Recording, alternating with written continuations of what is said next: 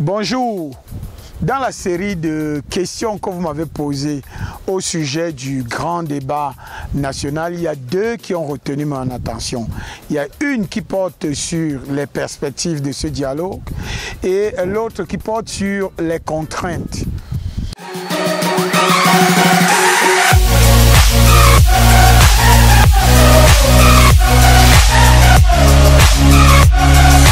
S'agissant de la première question, que le dialogue seul ne suffit pas, encore moins les effets d'annonce relatifs à l'organisation de ce dialogue. Deux raisons me permettent de l'affirmer.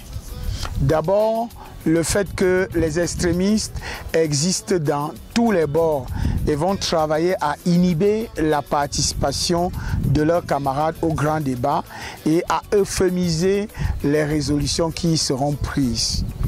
Ensuite, l'une des grosses difficultés dans la gestion des grandes assises nationales chez nous est cette trop grande distorsion qui existe entre les décisions qui y sont prises et leur mise en œuvre. Interrogés sur leurs impressions relatives au grand dialogue annoncé, plusieurs acteurs ont eu beau jeu de signaler les déconvenus de la conférence tripartite de 1992. C'est tout dire. Les résolutions, une fois adoptées, ne sont pas appliquées automatiquement. Il y a au contraire ce que j'appellerais des jeux dans leur mise en œuvre. Face à une conjoncture politique devenue incertaine, la stratégie du pouvoir a souvent consisté en une tentative d'adaptation conservatrice, se manifestant par une application incrémentale, c'est-à-dire par petits pas, des résolutions prises lors de ces assises ou par la dilution de ces résolutions. L'un des enjeux majeurs du grand dialogue annoncé, c'est donc moins la gestion des assises que celle des résolutions qui y seront prises.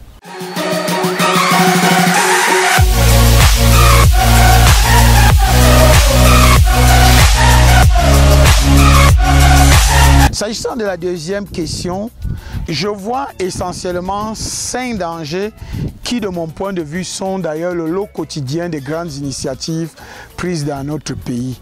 Je leur ai donné un nom. C'est un peu amusant. Je citerai d'abord le cosmétisme, le sloganisme, le gadgetisme, le traditionnalisme et le ponce-pilatisme. Alors d'abord le cosmétisme. Disons que le grand dialogue pourrait être impulsé, mais en surface, pour satisfaire les partenaires nationaux et internationaux qui piaffent d'impatience face à la persistance des crises que je viens d'évoquer. Le dialogue, dans ce cas, reste une forme sans fond. On veut bien d'un dialogue national, mais on n'en veut pas trop. C'est ça l'esprit du cosmétisme. Ensuite, le sloganisme. On voit bien qu'il y a une profusion d'articles dithyrambiques qui pavoisent l'espace médiatique et qui parlent du grand dialogue national annoncé. En fait, les journaux disent la bonne nouvelle. Le président de la République a dit qu'un grand dialogue national est important. On le répète à U et à Dia. Et vous connaissez la fameuse formule, les très hautes instructions du président de la République. On continue donc entre-temps, on continue à faire comme si le président n'avait rien dit. Et les choses restent en l'état. Et on prend de ce fait le contre-pied même de l'esprit du dialogue annoncé par le président de la République. Le troisième danger, c'est ce que j'ai appelé le gadgetisme.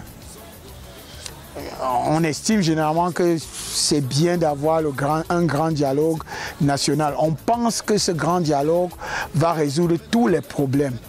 Mais le danger, c'est précisément d'envisager ce dialogue comme la panacée, comme le remède qui fait des miracles. Ce n'est qu'un médicament qui pourrait être rendu inefficace si les acteurs ne changent pas leur hygiène éthique. S'agissant du quatrième danger, ce que j'ai appelé le traditionnalisme, Vous verrez pendant les assises des conservateurs émergés décider à ne pas lâcher du lest. L'esprit est souvent orienté vers l'idée qu'on a toujours fait ainsi. Pourquoi changer ce qui a souvent bien marché? Cet esprit transparaît dans les débats qui commencent à naître au sujet de la forme de l'État qui doit rester unitaire. A-t-on une seule fois imaginé que c'est cette forme qui concentre les griefs et qu'on pourrait au moins la mettre sur la table des négociations? Il va falloir se méfier de ce conservatisme si on veut véritablement avancer dans le grand dialogue en perspective.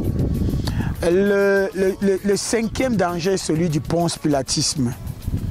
La paix doit revenir dans notre pays, tout le monde en convient.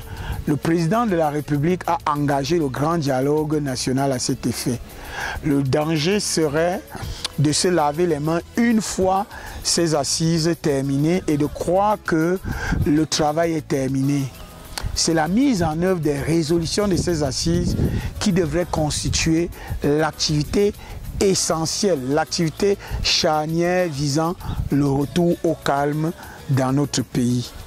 Restez connectés, n'hésitez pas à liker les vidéos, invitez vos amis à s'abonner et surtout, n'oubliez pas de nous laisser des commentaires qui nous permettraient d'améliorer ces vidéos et poursuivre les échanges que nous avons engagés.